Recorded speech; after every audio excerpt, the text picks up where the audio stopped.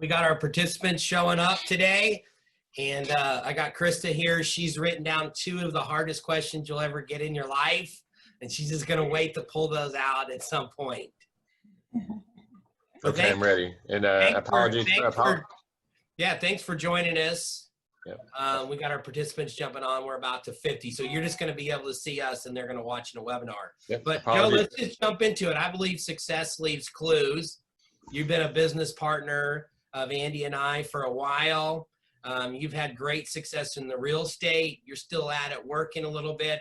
But for people that don't know you, go back and tell us your story. Okay, thank you. Apologies for being a moment or two late. I was on the wrong, call. It's okay. Thank you, Chad. Thank you, Krista. Thank you, team. My story. What do you want to know, Chad? Just start from the beginning. Tell us about when you showed up as an entrepreneur at some point in your life, and where did that come from, and what did you get started with? What was the early days of business for you? Well, so I think at 18 years of, I'll go back to 18 and I'll fast forward to 59. But at 18 years old, I was in college and was running out of money after one semester. And I felt like college wasn't teaching me what I needed to know. So my dad was moving to Houston. I moved to Houston and I got into real estate. How did I get into real estate? I had a guy that invited me into land sales, and I would actually set appointments for him to sell land in the middle of Magnolia, Texas. And what he forgot to tell me is that I needed my real estate license to do that. So I went and got my real estate license. I tried selling land for myself. I never sold a piece of land to anyone except myself, which I bought a piece of land at about 19 years old in the Park Place mobile home subdivision. I sent you the video, Chad. You should send that to people. Yeah. In Park Place mobile home subdivision, and I bought on Boardwalk, so I would have my first monopoly. But I never sold to anyone else. And the reason, when I'd ask my peers why they weren't telling them about the well and the septic system and everything else that they were going to have to pay for, they looked me in the eye and said they never asked. And so I got out of that business and I went to work for an apartment locating company who I was their top locator in the company. And I was doing about 42 leases a month as a youngster. And I told them that I wanted to go help them open other operations. And they told me I wasn't senior enough and they didn't recognize my talent. So I went and opened my own company with someone that lent me $7,000, which turned into where we are today. Okay, so I started with nothing. It's a true success story. I call it Yankee Made Good because I moved here from New York. Right, so, right. I'm Yankee Made Good. I started my own apartment locating company, which evolved into which is A1 Apartment Locators. And we've just actually closed that because the evolution from 82 till now is no one really needs someone to help them find an apartment when there's so many out there. And plus my people were senior and they were ready to, they were much older. They weren't going and getting it anymore. And from apartment locating, I actually got into real estate because the people that wanted apartments eventually wanted to rent houses, and the people that wanted to rent houses eventually wanted to buy houses. So we started Rothchild Realty, then ERA Rothchild Realty, then Remax for 20 years, top guy in the world, 3 years in a row. And then Keller Williams in 2010. And so I joined Keller. I'm a firm believer that why reinvent the wheel when you can buy the wheel. That someone quoted me on that my last meeting, but it's true. It's so much easier to buy a wheel than reinvent one, for sure. So I look at Keller Williams as a wheel, and it's the best training. I learned here more at Keller Williams in the first 6 months than I did at Remax in 20 years that I was their top guy. And the reasons I joined were everything. Really, the main reason was the training was the best that I've ever seen in not just the country, the world. And then I love the fact that they profit shared with their team, and it actually taught me something I wasn't expecting, which is God or spiritual first, then family, then business, because I always had it the other way, and it didn't work out well for me. But Yeah. I'm here and I'm happy, so better late than never. But it's been amazing. And then now we you and I have 2 market centers together. I'm proud and honored to be able to call you partner, as well as Andy, as well as I know Yana's going to be our partner. Yana is our partner too now. I'm very excited for that. Sometimes in this COVID world, we must make changes in order to evolve. And we have a title company which is called Celebrity Title, with 3 locations, one in your market and in your building, which is doing very well. Commercial properties, and then also a team still. So that's what I'm involved in, and I'm very excited. I love what I do. That's a little history. Yeah, that's awesome recap. Let's go back to a little bit, because you said the top #1 guy in the Remax system for 3 years. That's not a small feat. And I believe, right, you were the top Houston team and agent for like 13 years with Houston Business Journal ranked you. But go back to those years with Remax when you were at the top and doing it, and give us what's some strategies or success stories that came out of that? #1 guy in the world 3 years in a row, but this isn't why I'm on the meeting. I'm in the meeting just to help others. I think that the key that I would love for everyone to take away from it is, I was raw talent, and no one recognized my talent, because if they did, think of where they would be today. So who is that you don't recognize? And I love when people don't recognize talent, because then I meet people like Andy and Chad and Krista and Yana, and some of my other leaders. So, recognize talent and use things like the KPA and everything. I'm sorry, I'm going off tangent. I was producing about 4 or 5, I think it was about $4 million a year in gross commission income or better. And I was bringing about $1 to $1.4 million net operating income yearly for several years in a row. Yeah. So that's what you want to know? But how do you build something like that? If you're to go back and to give us several steps that are really important, that understanding, even if it's in the lead generating model, even if it's in service, what would be some really fundamental strategies or steps you would share with us? First of all, real estate's purely a numbers game. And when I say it's purely a numbers game, when I was in sales, and my dad did home improvements in New York when I was in high school, and I would first cold call, and then I would go knock on doors. And I knew that if I knocked on a certain number of doors, I was going to get a certain number of leads. So real estate, if you learn nothing else, is purely a numbers game. And so what I did is, when I started in real estate, I first replaced myself as answering the phone. I never found myself, you have to change it to today's standards, but I would never put myself doing $5 an hour work. What does that mean? I would never make a copy on the copying machine. I would never do my own laundry. I would never do that. I would bring it to a laundromat, because I said, if I find myself doing $5 an hour work, then that means I'm being unproductive and I'm losing money, because while I'm paying someone to do $5 an hour work, I can be doing $100 an hour work, just for example. So I always looked at life that way.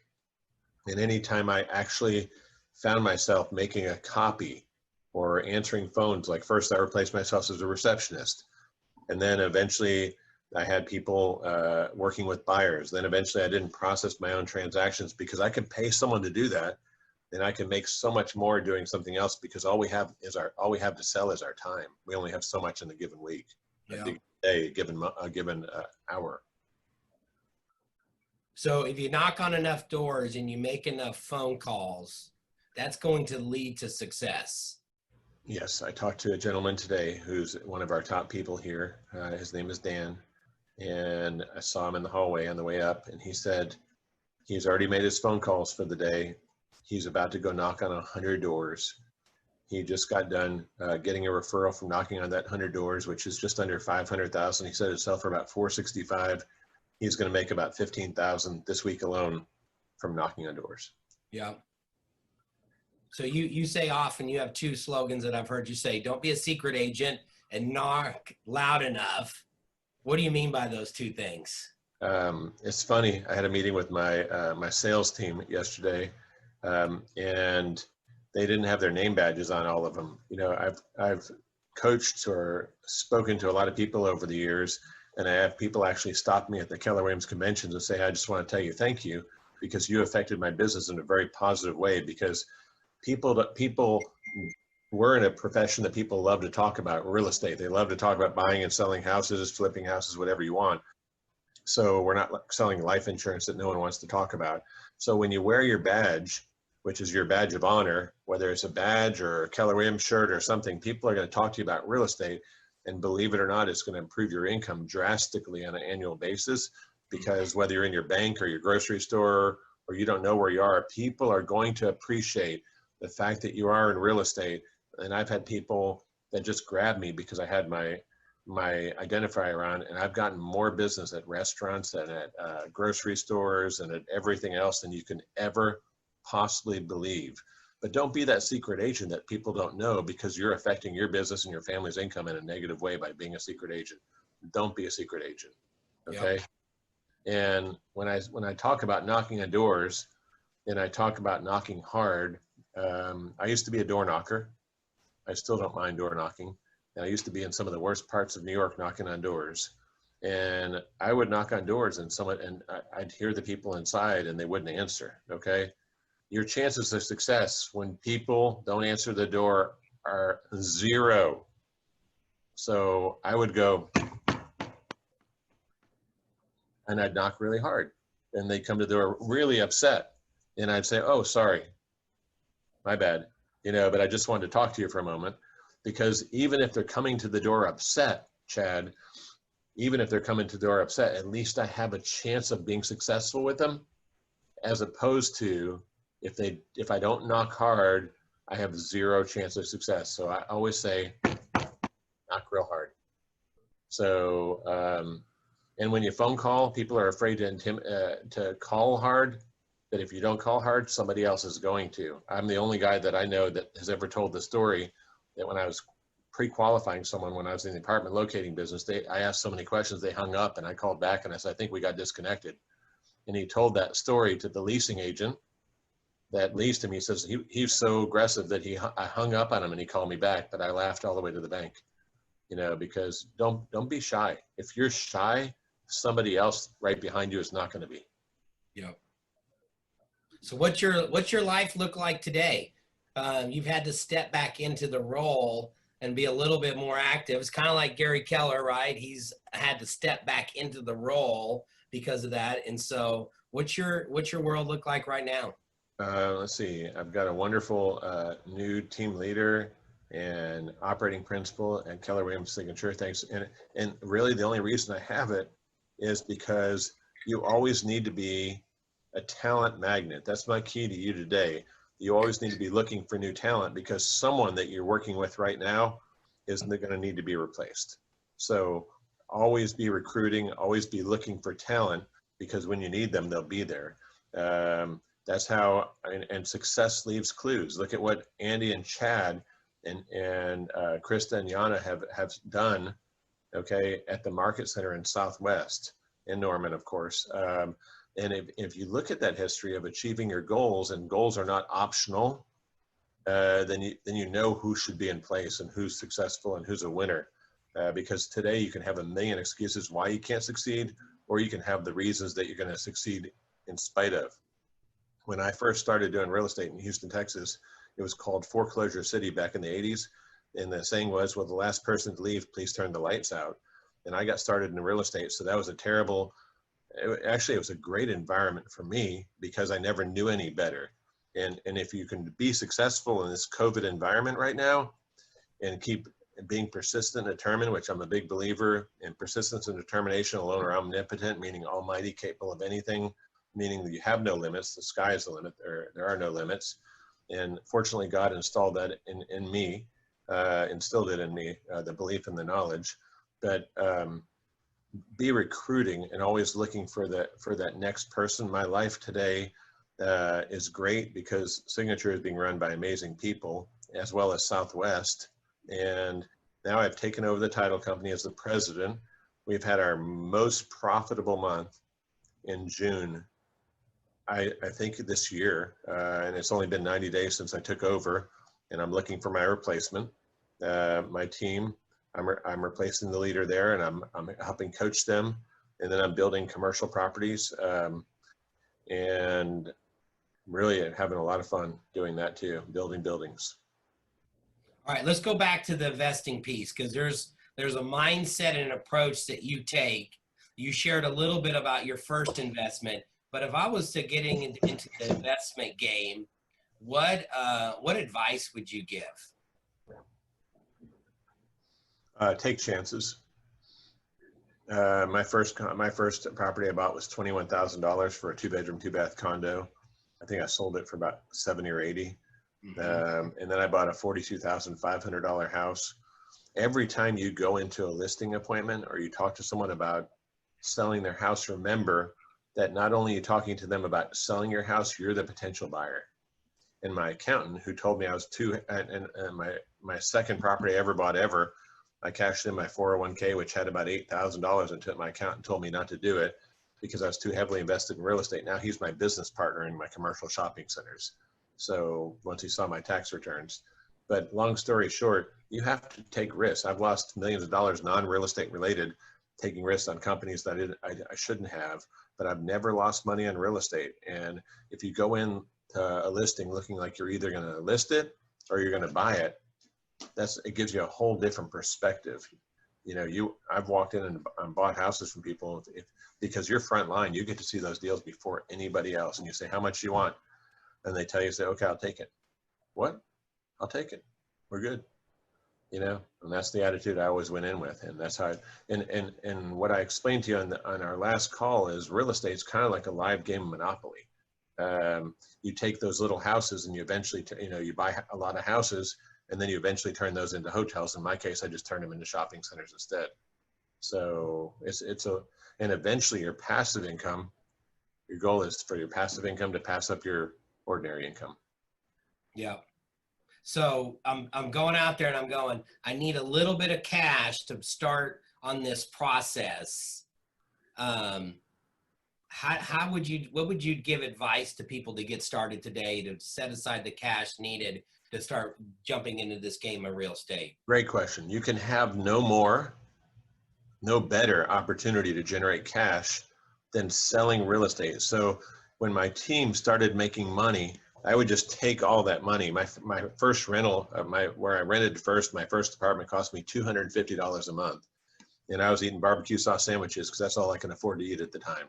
But I would take whatever extra I made and I would invest it in real estate. So whatever I made income-wise in commissions, I would just invest in real estate. Commissions to real estate, commissions to real estate. And most people would go buy a car or their own house or something. Take your commissions, invest them in real estate, income producing real estate only, okay? And once you have enough income producing real estate, then go buy a car. Put off your personal gratification for then go buy a car, then go buy a nice house, but use the income from all these rental properties to buy your car. My son, who's, believe it or not, he's I think he's gonna be 29 this year. He already owns 10 rental properties, and he doesn't live in a multi-million-dollar house or anything. He can probably live above his means, but he's already acquired $1 million in net worth through his own efforts at 28 or 29. But he's doing the same thing. He's highly leveraged, but I'm just saying he's taking the money he's making in commissions and he's investing it in buying houses. So he's a little chip off the old block. That's exactly what I did. And I used the money. Eventually I sold my houses and bought shopping centers. Yeah. So your car wasn't fancy in the beginning, what you're saying. It was an Oldsmobile 98 Regency with tinted windows, 2-door. Okay. Looked like a little gangster. Now today you could drive the Mercedes. I bought it with my income producing properties. Yeah. All right. Very good. Cash, of course. All right, if anybody's on and you want to put in some questions you'd like to, don't feel free to make it in the chat box right there. Be sure to ask Joe. Krista, you got a question or two you'd like to ask? I do. So, Joe, what is your motivation that keeps you going nowadays? I mean, things are getting rough. We're in a pandemic, and even before then, you know, you're having to change roles a little bit. What keeps you going? I'm a firm believer that when the going gets tough, the tough get going. Okay, I like a good challenge. It's the spice of life. And so, but honestly, my first motivation was when I was 18. Krista, at 19, I realized that my parents would grow up without any assets. I saw that they weren't working towards acquiring assets, and I was a real bad kid. But at that point, I straightened up and started working to generate enough income to make sure to be able to take care of my mom and dad when they get older, and my family that I didn't yet have. And now I'm fortunate enough to say, God bless, because I actually take 100% care of my mom, who's got dementia and she's not in great shape right now. Full-time caretakers, 24/7, her own apartment, not a nursing home. And then also my dad, who I just had dinner with, who's 93. So I get the pleasure of taking care of all of them, still help my kids and help them accomplish their goals. And I'd say my main motivator is my family. And then also, I love a good challenge. I love being successful, and I don't like being second. Like that. All right, here's a question that came in from Sarah. Do you think new neighborhoods are good for income producing properties and appreciation? And how about in this market? So you know a lot about new construction. So give us your thoughts on that and investment and appreciation. Yeah, new neighborhoods they've got pros and cons. You're going to wind up paying way more for a new house than an old house, but they're better insulated. They're less warranty issues. But you're going to be competing with new home construction for probably years, if not decades, or and so your values won't go up as fast. I would never spend $400,000 or $500,000 on an income producing home, because I think that it can get damaged too much by one person. I would rather see someone buy $350,000 houses, for example. Okay, because it's kind of like a shopping center. Do you want one big tenant like CVS or Walgreens, okay, or Best Buy, where when they go out of business, you're 100% vacant? Or would you rather, if you spent $450,000 on one house or bought $350,000 houses, one guy skips out in one of the 150s and you still got two guys paying you rent, so you're still 66.6% occupied. So I would not go new homes, I'd go resale. Okay. Well, and this is new construction if it's 250 or less was the comment. But you have bought new construction before, but you got on in the pre-sales where they needed to get in early. I got in the pre-sales and I sold them quickly, and I didn't make any money on those. That's the one time I didn't make dollars in real estate, because I was competing with new home construction, and I didn't want. And I think you own one of those too, Chad. But but long story short, and I saw the 250 note. I think 250 is a decent number if it's in an area like Aliana or one of those master plan communities. But again, how long does the builder have left in there? What if the market gets tougher, are they going to start price slashing, because they will then be your competition? I'd sooner see it in and also your property taxes in a new home neighborhood are a lot higher. Okay, pay attention to the property taxes and the HOA fee, because they can kill you. They can kill your income. Typical property taxes in the neighborhood are about 4% in a new neighborhood, close to 4%. And in older neighborhoods, because the MUD tax is paid down, it's going to be closer to 3%. HOA fees in a new neighborhood could be $500 to $1,000. In an old neighborhood, it could be $250. So just keep taxes and HOA fees and insurance are really critical. And I would not buy it. I would discourage the new home neighborhood. I'd go buy resale. Okay. All right. Very good. No, that's good feedback. Makes sense. Krista, another question? Yeah, so if somebody's considering getting into investing right now in a pandemic, what would you recommend to them if they've not done it before? Well, I'm not sure that I'd be working on building up my commissions, and I'd be building up my cash reserves, because I think we're going to have a hiccup in the market. And I think that right now that the government has forestalled that just a little bit, but I think you're going to see foreclosures increase, and I think you're going to see a dip in the market, because the only reason prices are so high is interest rates are so low, and the market is propped up by the government putting trillions of dollars into it. And right now, what I'm doing personally is sitting on a lot of cash, just waiting for a dip. That's exactly what I would do. Yep. All right. Get your cash ready. Yep. Hold on to it. Krista, any other question? Just for, first-time investors, how much cash would you put down on your first investment home? As little as possible. I believe that you put as little as possible, and then keep whatever extra cash you have for a rainy day, because there will be that day where someone moves out and completely trashes your house, and you have to recarpet and repaint, and you're going to say, whoa, I'm never going to do this again. But those are the times you dig deep and just fix it up and make it look pretty. And then when you're going to have some tenants that stay there and pay off your home mortgage for all 15 years. I don't encourage people to go 30-year mortgages. I encourage them to go 15. For example, Krista, how old are your children? Your youngest? My youngest is 11 weeks. Okay, so congratulations, by the way. And the name? Grayson.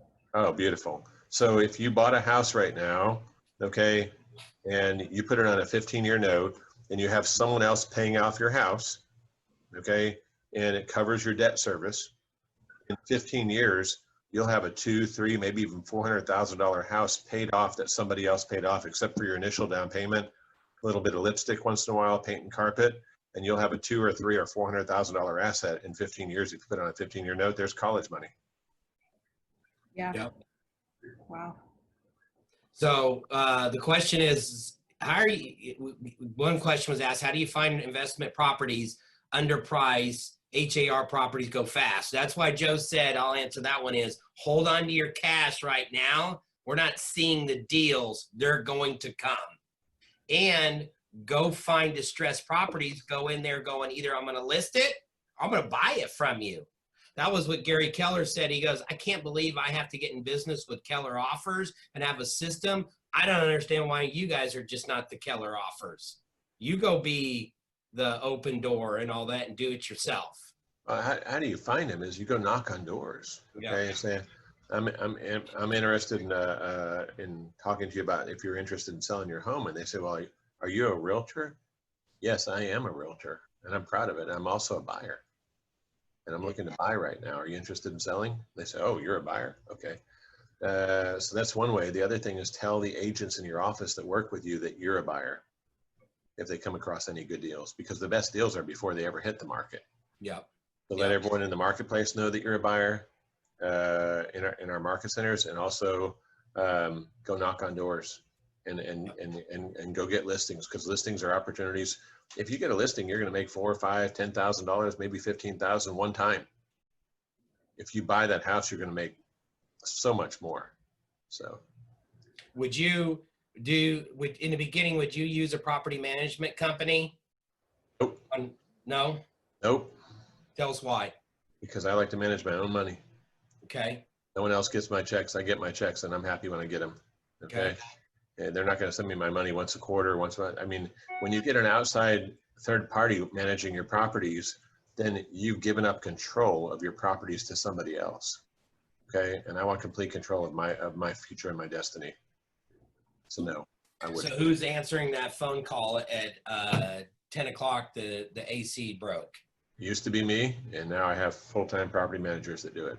Okay. All right. Yep. Very good. If I get a break-in or anything else, I still show up. Would you be afraid of, the question was on a flooded home. Houston, we have a lot of flooding, Harvey particular. Would you be afraid to invest in a property that was flooded? First of all, there's nothing in the world that I'm afraid of. I don't like snakes and alligators and sharks, but I'm not afraid of them. I just want to see them before they attack me. I'd rather fight a bear, because at least I could see them first. So I'm not afraid of anything. Although if a bear did come at me, I would probably run. Or climb a tree. Flooded houses. Sorry, I'm going off tangent. Yeah. Flooded houses, I wouldn't be afraid of at all, because it was a once in 500-year flood. I would not be afraid of them. And eventually what happens is everyone forgets time heals, and the property will be worth just as much or more than it was before. Yeah. Okay, last question. MREA book. You're quoted in this book, right? I am. And you were in there, and you were at Remax at the time when you're talking about a millionaire real estate agent. And yet, if you have your copy of the book, it's all marked up and you're all in it. Tell us about that book and why you study it. Well, the systems and models that are in that book still work today.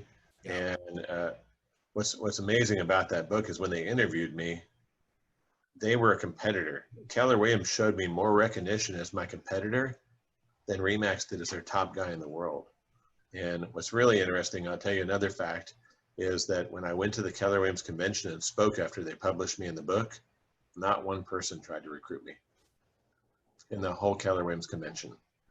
So don't think that people aren't approachable, because I wasn't ever approached by a Keller Williams agent. And yet Gary Keller, actually wasn't Gary Keller, it was Jay Papasan, called me and interviewed me. It showed me more recognition in that book than anyone at Remax did in the 20 years I was their top guy. The systems and models work. It's what we're doing in real estate today is no different than what was happening in real estate 10, 20, 50, 100 years ago. The door knocking is still critical. The personal relationships are still critical. The keeping in touch with people is still critical. Nothing has changed. And the models, most people will talk about how much gross commission they made. And I believe that's flawed. Our whole system should be focused on net income, not gross income.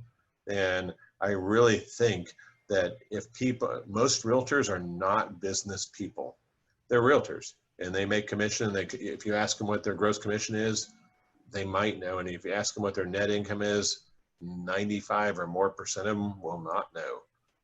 Run this like a business. That's what MREA teaches you. Okay, that's what that book teaches you. That's what I would teach. Run this like a business. Keep your financials as your business Bible. Know what your net income is. Know what your gross income is, but know what your net is. Focus on your net, because if you focus on your net, anything you focus on grows, and that's what you really need to focus on. Run it like a true business. Know your numbers all the time, and that's one of the critical things that book teaches. Awesome. All right, we got about 95 people on this call. What's the one thing you want to leave them with? You want to make sure that they heard? Never be a secret agent. Stay super persistent and determined. Don't ever give up, okay? Focus on your net numbers, okay?